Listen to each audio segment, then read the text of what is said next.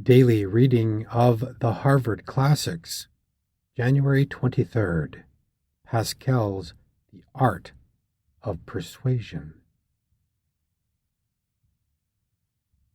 The Art of Persuasion.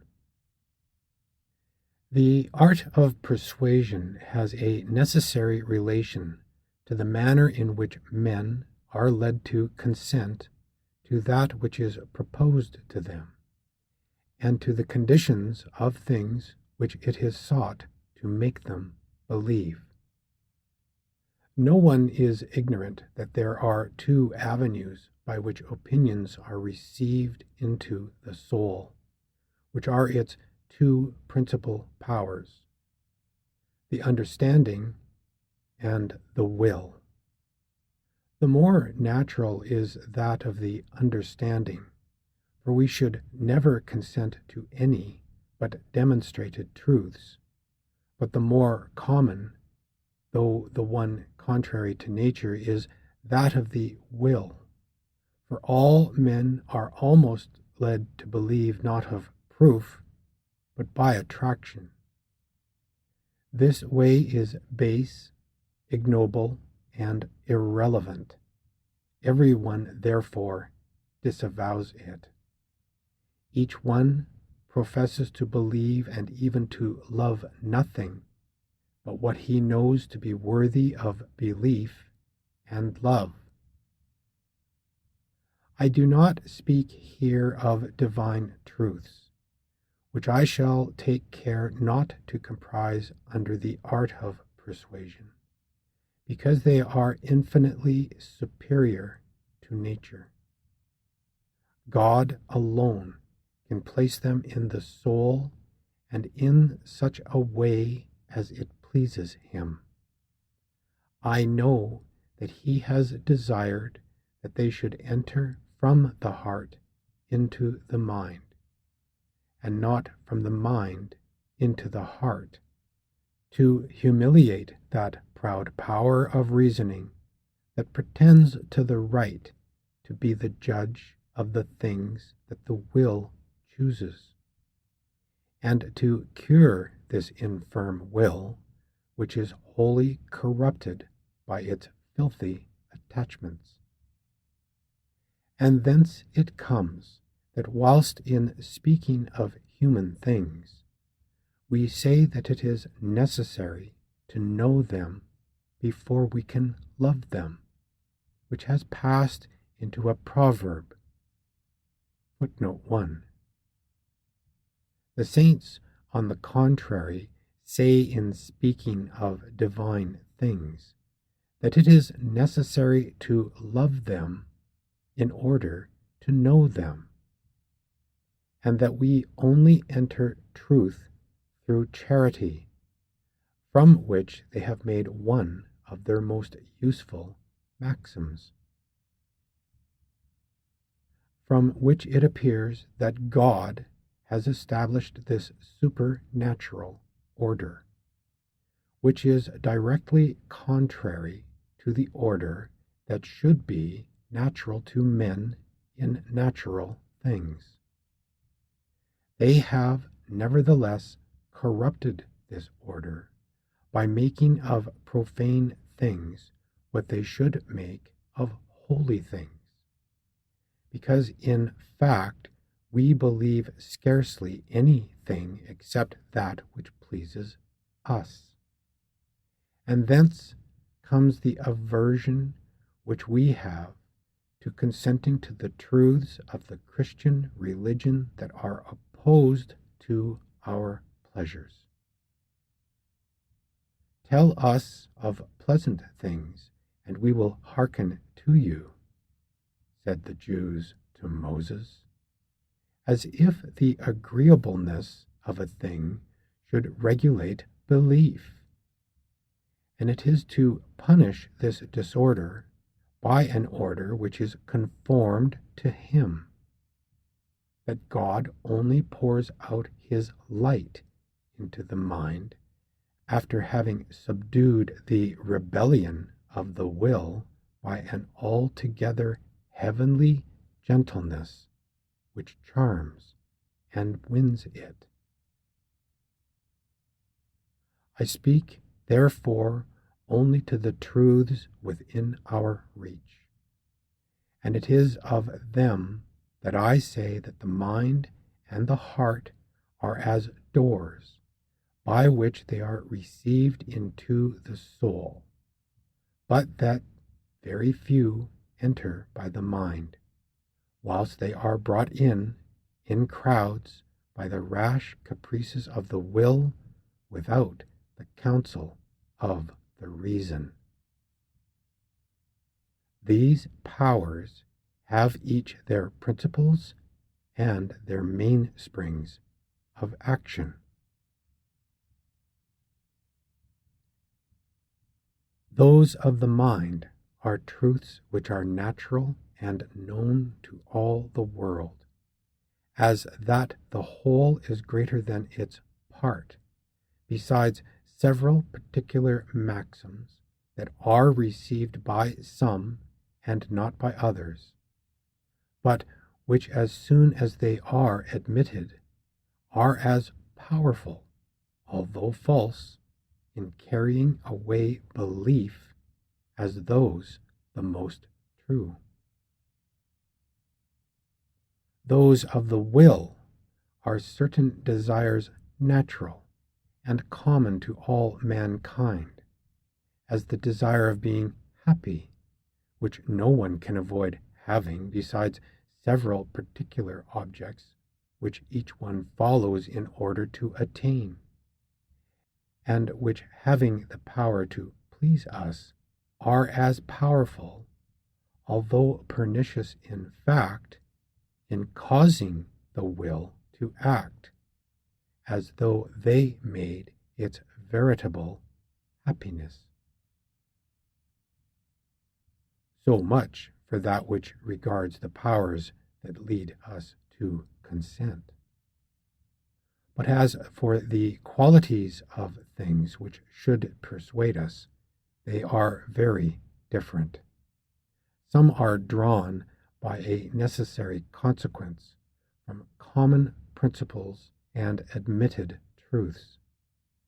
These may be infallibly persuasive, for in showing the harmony which they have with acknowledged principles, there is an inevitable necessity of conviction, and it is impossible that they shall not be received into the soul as soon as it has been enabled to class them among the principles which it has already admitted. There are some which have a close connection with the objects of our satisfaction, and these again are received with certainty, for as soon as the soul has been made to perceive that a thing can conduct it to that which it loves supremely, it must inevitably embrace it with joy. But those which have this double union both with admitted truths and with the desires of the heart are so sure of their effect that there is nothing that can be more so in nature.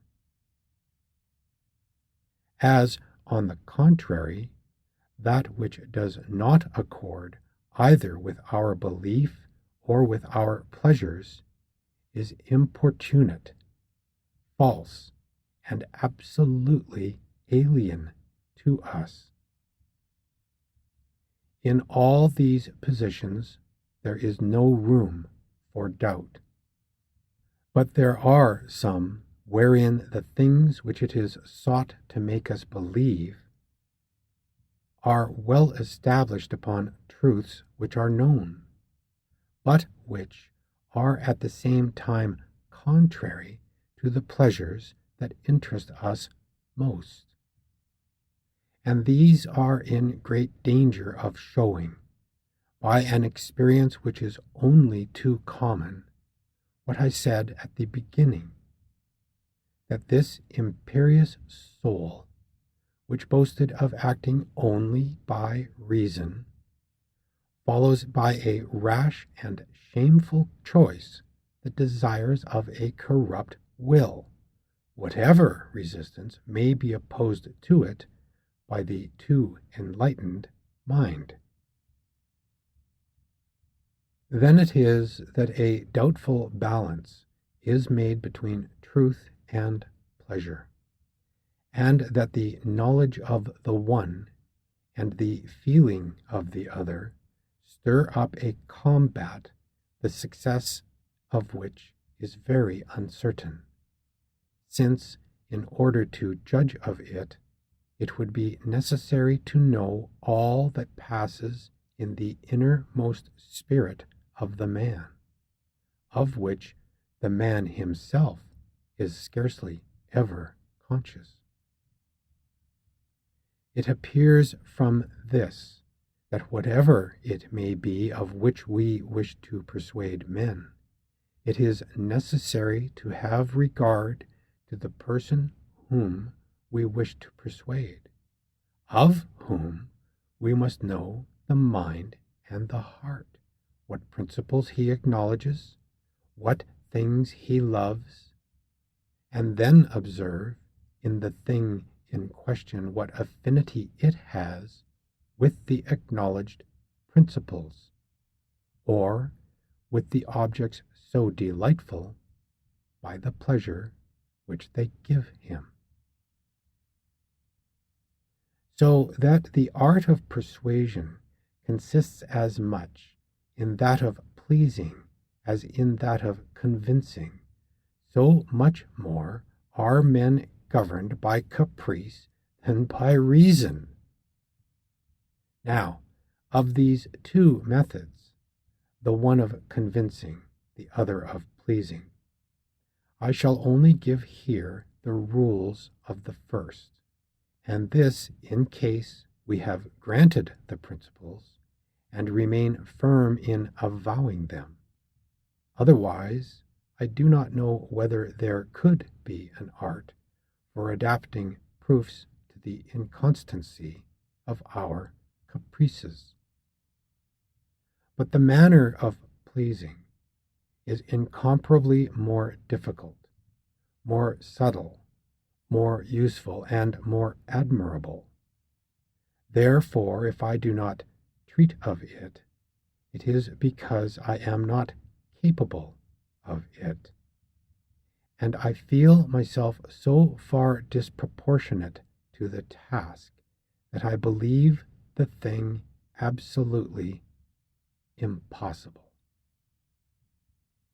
Not that I do not believe that there may be as sure rules for pleasing as for demonstrating, and that he who knows perfectly how to comprehend and to practice them will as surely succeed in making himself beloved by princes and by people of all conditions, as in demonstrating the elements of geometry to those who have enough imagination to comprehend its hypothesis. But I consider, and it is perhaps my weakness that makes me believe it, that it is impossible to reach this. At least I know that if any are capable of it, they are certain persons whom I know, and that no others have such a clear and such abundant light on this matter. The reason of this extreme difficulty comes from the fact that the principles of pleasure are not firm and stable. They are different in all mankind, and variable in every particular, with such a diversity that there is no man more different from another than from himself at different times. A man has other pleasures than a woman. A rich man and a poor man have different enjoyments. A prince, a warrior, a merchant, a citizen, a peasant. The old, the young, the well, the sick, all vary. The least accidents change them. Now there is an art, and it is that which I give for showing the connection of truths with their principles, whether of truth or of pleasure, provided that the principles which have once been avowed remain firm and without being ever contradicted. But as there are few principles of this kind, and as, apart from geometry, which deals only with very simple figures, there are hardly any truths upon which we always remain agreed, and still fewer objects of pleasure which we do not change every hour. I do not know whether there is a means of giving fixed rules for adapting discourse to the inconstancy of our caprices. This art, which I call the art of persuading, and which, properly speaking, is simply the process of perfect methodical proofs, consists of three essential parts: of defining the terms of which we should avail ourselves by clear definitions, of proposing principles or evident axioms to prove the thing in question, and of always mentally substituting in the demonstrations the definition in the place of the thing defined. The reason of this method is evident, since it would be useless to propose what it is sought to prove, and to undertake the demonstration of it, if all the terms which are not intelligible had not first been clearly defined, and since it is necessary in the same manner that the demonstration should be preceded by the demand for the evident principles that are necessary to it. For if we do not secure the foundation, we cannot secure the edifice. And since, in fine, it is necessary in demonstrating mentally to substitute the definitions in the place of the things defined, as otherwise there might be an abuse of the different meanings that are encountered in the terms. It is easy to see that, by observing this method, we are sure of convincing, since the terms all being understood, and perfectly exempt from ambiguity by the definitions, and the principles being granted, if, in the demonstration, we always mentally substitute the definitions for the things defined, the invincible force of the conclusions cannot fail of having its whole effect. Thus, never can a demonstration in which these conditions have been observed be subject to the slightest doubt, and never can those have force in which they are wanting.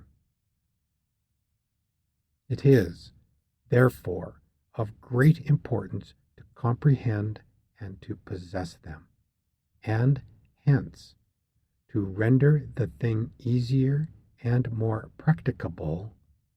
I shall give them all in a few rules, which include all that is necessary for the perfection of the definitions, the axioms, and the demonstrations, and consequently of the entire method of the geometrical proofs of the art of persuading.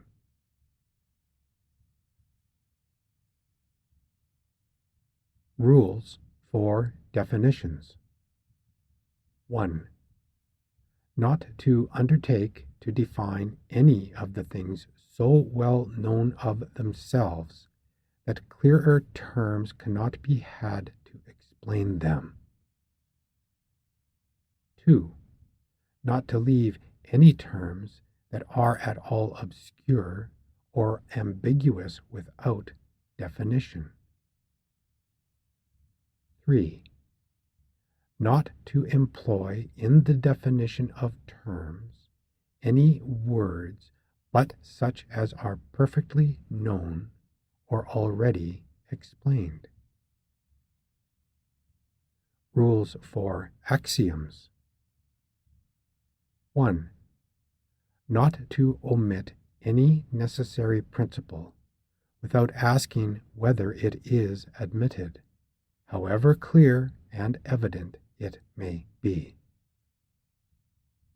2. Not to demand in axioms any but things that are perfectly evident of themselves.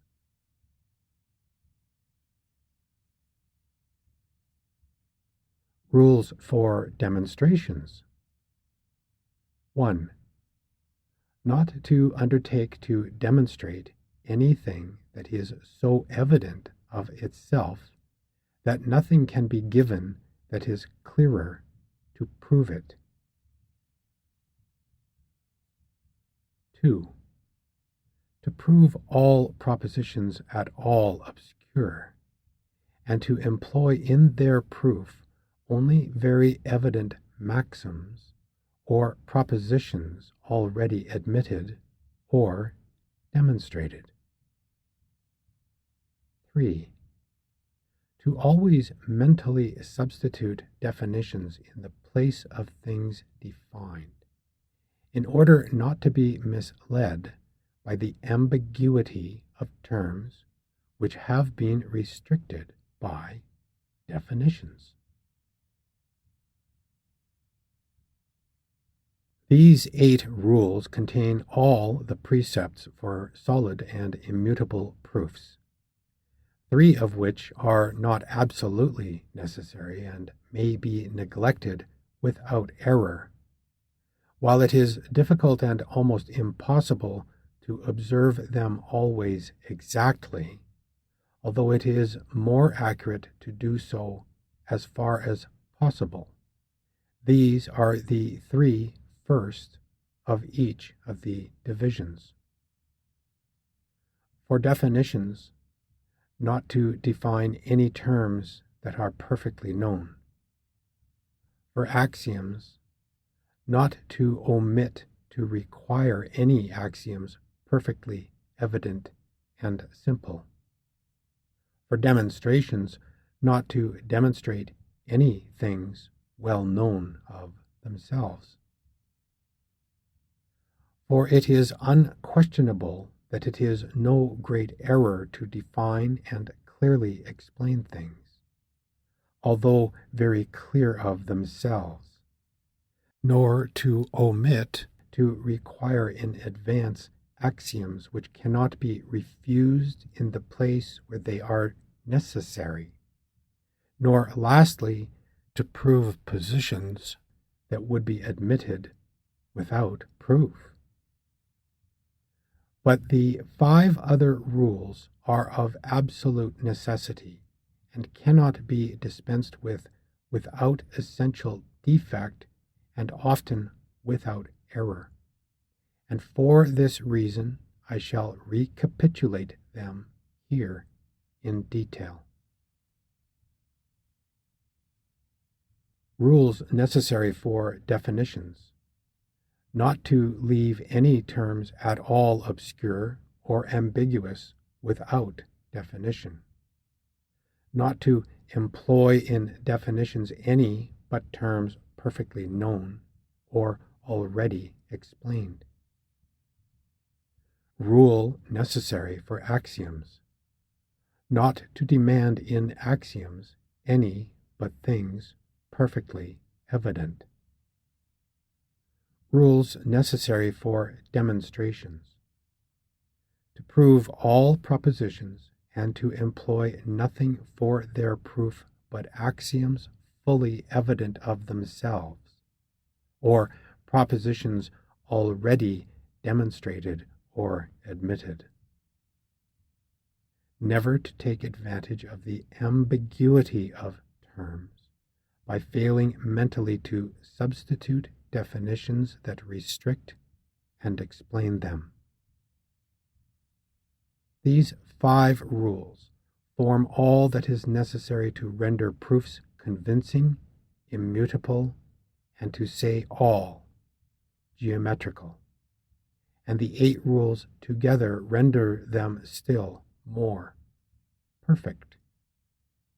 I pass now to that order in which the propositions should be arranged, to be in a complete geometrical series. After having established, footnote 2, this is in what consists the art of persuading, which is comprised in these 2 principles, to define all the terms of which we make use, to prove them all by mentally substituting definitions in the place of things defined. And here it seems to me proper to anticipate 3 principal objections which may be made. First, that this method has nothing new. Second, that it is very easy to learn, it being unnecessary for this to study the elements of geometry, since it consists in these 2 words that are known at the first reading. And third, that it is of little utility, since its use is almost confined to geometrical subjects alone. It is necessary, therefore, to show that there is nothing so little known, nothing more difficult to practice, and nothing more useful or more universal.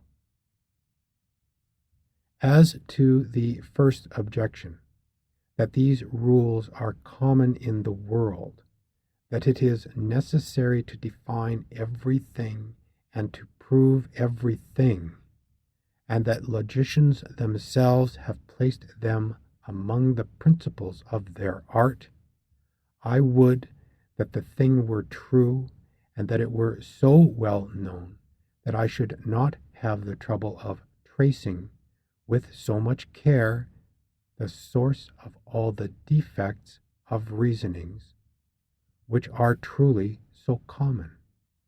But so little is this the case, that geometricians alone excepted, who are so few in number that they are single in a whole nation and long periods of time, we see no others who know it. It will be easy to make this understood by those who have perfectly comprehended the little that I have said. But if they have not fully comprehended this, I confess that they will learn nothing from it.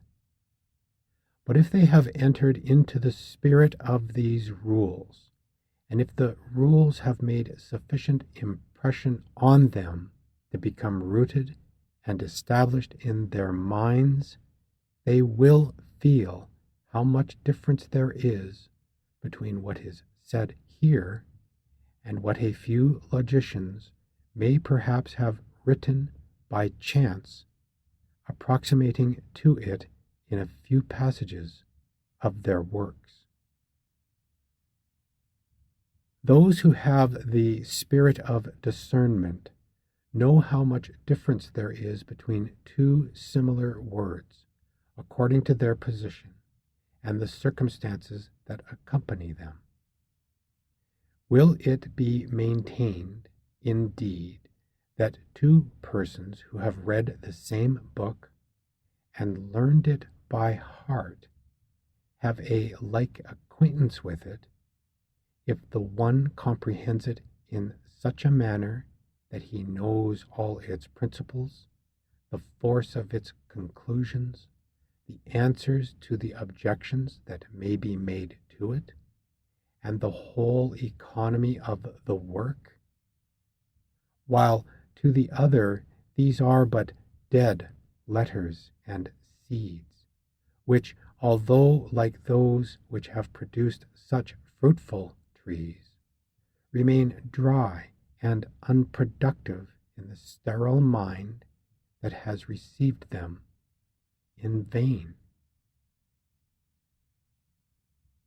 All who say the same things do not possess them in the same manner, and hence the incomparable author of The Art of Conversation, footnote 3, pauses with so much care to make it understood that we must not judge of the capacity of a man by the excellence of a happy remark that we have heard him make, but instead of extending our admiration of a good speech to the speaker, let us penetrate, says he, the mind from which it proceeds. Let us try whether he owes it to his memory or to a happy chance. Let us receive it with coldness and contempt, in order to see whether he will feel that we do not give to what he says the esteem which its value deserves. It will oftenest be seen that he will be made to disavow it on the spot, and will be drawn very far from this better thought in which he does not believe, to plunge himself into another quite base and ridiculous. We must therefore sound in what manner this thought is lodged in its author. Footnote 4. How, whence, to what extent he possesses it, otherwise the hasty judgment will be a rash judge.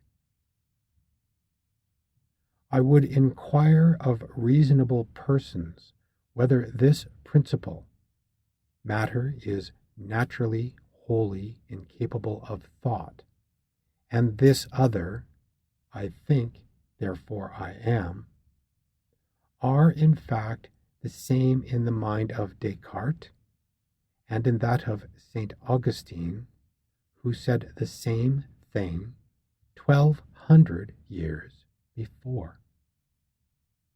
Footnote 5. In truth, I am far from affirming that Descartes is not the real author of it, even though he may have learned it only in reading this distinguished saint. For I know how much difference there is between writing a word by chance without making a longer and more extended reflection on it, and perceiving in this word an admirable series of conclusions, which prove the distinction between material and spiritual natures, and making of it a firm and sustained principle of a complete metaphysical system, as Descartes has pretended to do. For without examining whether he has effectively succeeded in his pretension, I assume that he has done so. And it is on this supposition that I say that this expression is as different in his writings from the same saying in others who have said it by chance, as is a man full of life and strength from a corpse. One man will say a thing of himself without comprehending its excellence, in which another will discern a marvelous series of conclusions, which make us affirm boldly that it is no longer the same expression, and that he is no more indebted for it to the one from whom he has learned it than a beautiful tree belongs to the one who cast the seed without thinking of it or knowing it into the fruitful soil which caused its growth by its own fertility. The same thoughts sometimes put forth quite differently in the mind of another than in that of their author, unfruitful in their natural soil, abundant when transplanted.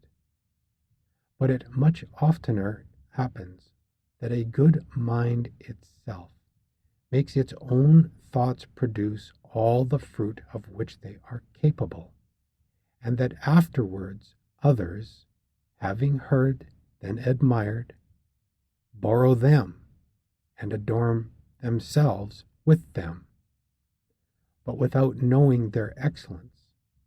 And it is then that the difference of the same word in different mouths is the most apparent. It is in this manner that logic has borrowed, perhaps, the rules of geometry, without comprehending their force, and thus in placing them by chance among those that belong to it. It does not thence follow that they, footnote 6, have entered into the spirit of geometry, and I should be greatly averse if they gave no other evidence of it than that of having mentioned it by chance, to placing them on a level with that science that teaches the true method of directing the reason. But I should be, on the contrary, strongly disposed to exclude them from it, and almost irrevocably. For to have said it by chance, without having taken care that everything was included within it, and instead of following this light to wander blindly in useless researches, pursuing what they promise but never can give, is truly showing that they are not very clear-sighted, and much more than if they had failed to follow the light because they had not perceived it. The method of not erring is sought by all the world. The logicians profess to guide to it. The geometricians alone attain it, and apart from their science and the imitations of it, there are no true demonstrations. The whole art is included in the simple precepts that we have given them. They alone are sufficient. They alone afford proofs. All other rules are useless or injurious. This I know by long experience of all kinds of books and persons. And on this point, I pass the same judgment as those who say that geometricians give them nothing new by these rules, because they possess them in reality, but confounded with a multitude of others, either useless or false, from which they could not discriminate them, as those who, seeking a diamond of great price amidst a number of false ones, but from which they know not how to distinguish it, should boast, in holding them all together, of possessing the true one equally with him who, without pausing at this mass of rubbish, lays his hand upon the costly stone which they are seeking, and for which they do not throw away the rest. The defect of false reasoning is a malady which is cured by these two remedies. Another has been compounded of an infinity of useless herbs in which the good are enveloped and in which they remain without effect through the ill qualities of the compound. To discover all the sophistries and equivocations of captious reasonings, they have invented barbarous names that astonish those who hear them. And whilst we can only unravel all the tangles of this perplexing knot by drawing out one of the ends in the way proposed by geometricians, they have indicated a strange number of others in which the former are found included without knowing which is the best. And thus, in showing us a number of paths which they say conduct us whither we tend, although there are but two that lead to it, it is necessary to know how to mark them in particular. It will be pretended that geometry which indicates them with certainty gives only what had already been given by others, because they gave in fact the same thing and more, without heeding that this boon lost its value by abundance and was diminished by adding to it. Nothing is more common than good things. The point in question is only to discriminate them, and it is certain that they are all natural and within our reach and even known to all mankind. But they know not how to distinguish them. This is universal.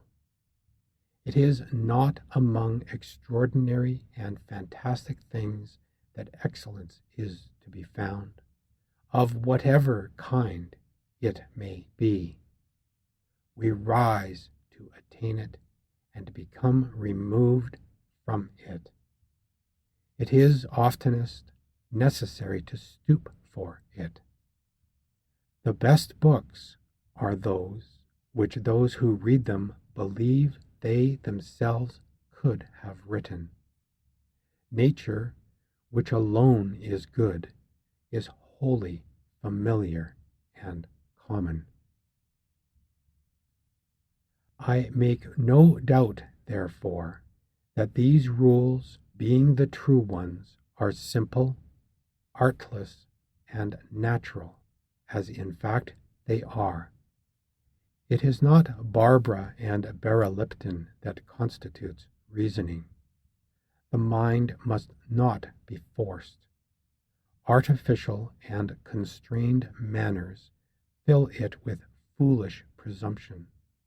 Through unnatural elevation and vain and ridiculous inflation, instead of solid and vigorous nutriment. And one of the principal reasons that diverts those who are entering upon this knowledge so much from the true path which they should follow is the fancy that they take at the outset that good things are inaccessible, giving them the name of great, lofty, elevated, sublime. This destroys everything. I would call them low, common, familiar. These names suit them better. I hate such inflated expressions. Footnote 1. Ignoti nulla cupido. We do not desire what we do not know. 2. The rest of the phrase is wanting, and all this second part of the composition, either because it was not redacted by Pascal, or because it has been lost, is found neither in our MS nor in Father Demolet's Fougère. 3. Montaigne, Essay. Live, 3. Chapter 8, Fougère. 4. Montaigne's expression is, feel on all sides how it is lodged in its author. Essays, same chapter. Ibid. 5. Civ. Day. L. 11. Chapter 16. 6. Doubtless, the logicians. Fougère.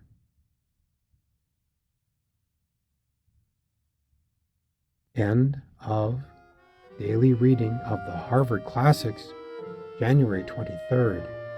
Pascal's The Art of Persuasion.